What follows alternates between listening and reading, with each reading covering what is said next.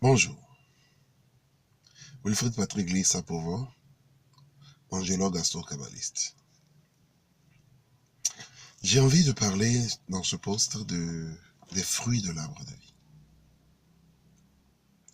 Il est vrai que dans la Genèse, nous trouvons qu'il est dans le jardin d'Éden, existe un arbre que tout le monde connaît, qui est l'arbre de la connaissance du bien et du mal. Dans cette Genèse également, on parle d'un autre arbre, qui est l'arbre de vie. En fait, cet arbre a conditionné le départ de la conscience nommée Adam, nommée Ève, de ce jardin d'Éden, parce que ils ont consommé les fruits de l'arbre de la connaissance du bien et du mal. Dieu a déclaré, je cite, « Puisqu'ils ont mangé les fruits de la connaissance du bien et du mal, et qui sont actuellement comparables à nous, si nous les laissons, ils mangeront les fruits de l'arbre de vie et vivront éternellement dans le mal. » Alors Dieu a chargé les chérubins de sortir l'homme du jardin et de garder, de veiller sur l'entrée de cet arbre de vie. Ce qui est très peu relevé, c'est que cet arbre de vie est l'engrenage autour de lequel s'articule pratiquement toute la vie aujourd'hui. La question principale est la suivante. L'arbre de vie, ce schéma symbolique qui résume le microcosme, l'homme, et le macrocosme, l'univers dans lequel l'homme vit ou évolue, en fait, est un outil puissant, psychologique, spirituel, de développement, d'épanouissement, qui résume en fait la vie. Comme l'on le dit, les fruits de l'arbre de vie. Manger les fruits de l'arbre de vie, c'est vivre ou essayer de tendre vers les qualités qui résultent de cet arbre de vie. Il est tout aussi vrai que je vous parlerai peut-être dans un autre post des fruits de l'arbre de la mort, qui sont en réalité l'antipode direct des fruits de l'arbre de vie. L'on nous a enseigné que cet arbre de vie est constitué de 10 sphères, donc 10 rangs, qui s'étalent du haut vers le bas, de 22 sentiers, qui constituent les chemins qui relient les sphères entre elles. Cet arbre de vie, comme son nom l'indique, si quelqu'un venait à manger les fruits de cet arbre de vie, il vivrait alors éternellement. C'est pour dire que quoi? La vie éternelle, là dont on parle, ce n'est pas une vie dans la chair, mais c'est d'avoir cette conscience éternelle de la vie. Une question. L'arbre de vie. Où sont les feuilles? Où sont les fruits? Où sont les racines? Elles sont éparpillées et sont présentes dans l'univers manifesté. Cet arbre, nous voyons à la tête la première sphère que nous nommons Keter, qui veut dire couronne. Le fruit qu'offre Keter est la volonté. C'est ce courage d'affronter tout ce qui peut nous faire peur. C'est cette volonté inébranlable. Et il est dit de cette volonté, Dieu dit, quand l'homme manifeste sa volonté, il n'y a rien sous terre, rien sur terre, rien dans les cieux qui peut aller contre, même pas Dieu. Alors voyez-vous, cet attribut a fait de l'homme l'égal de Dieu et lui donne même le droit de faire tout. Mais il y a une autre loi, et je reviendrai tout à l'heure, qui conditionne cet usage de la volonté. Comme le dit l'autre, notre devoir, c'est de faire en sorte que la volonté du Père se manifeste dans l'univers manifesté dans lequel nous sommes. La deuxième sphère, connue sous le nom de Chokma ou Choshma, nous parle du Fils et nous dit en réalité que les fruits qu'il nous offre, c'est l'amour, sagesse. La troisième sphère nous parle de Bina. Et qui dit Bina parle de la mère, parle de la femme, parle de la nature, parle de l'univers manifesté. Bref, en Bina nous offre un fruit, c'est cet esprit de sacrifice que l'humanité aujourd'hui est en train de perdre.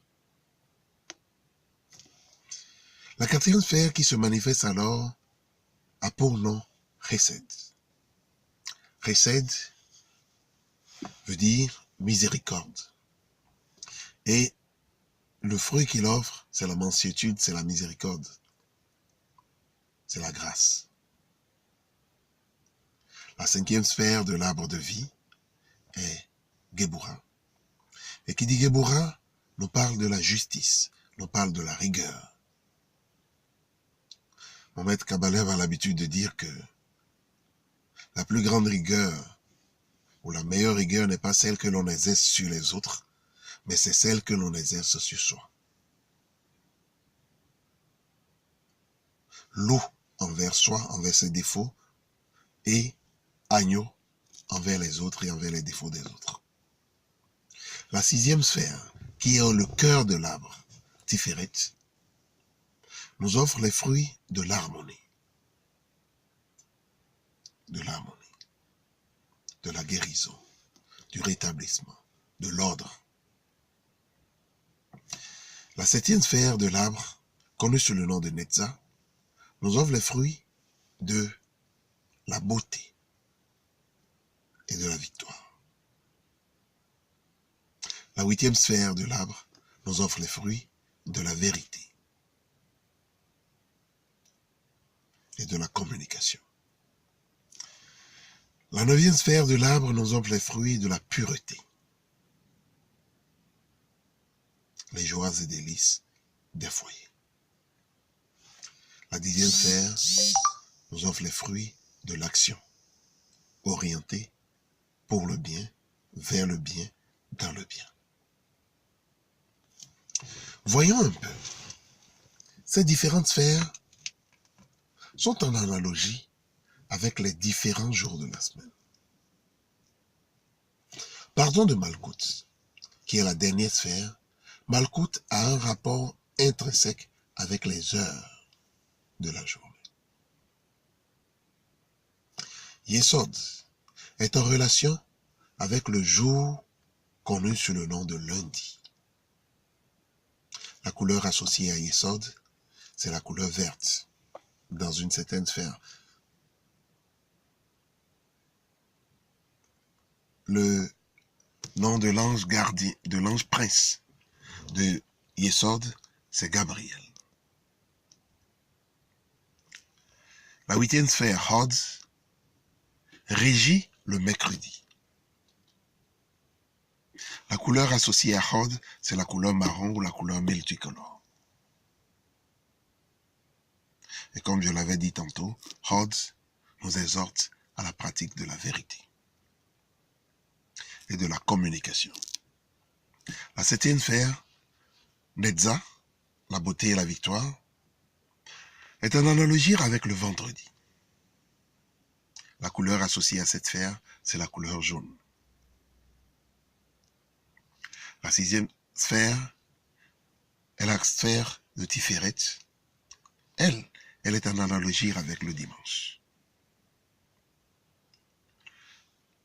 Elle, en analogie avec le dimanche, et l'ange prince du dimanche, c'est Raphaël.